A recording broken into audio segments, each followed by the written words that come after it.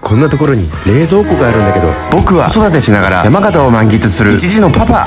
ここは鮭川村にあるただの道なんだけど、見てこれ。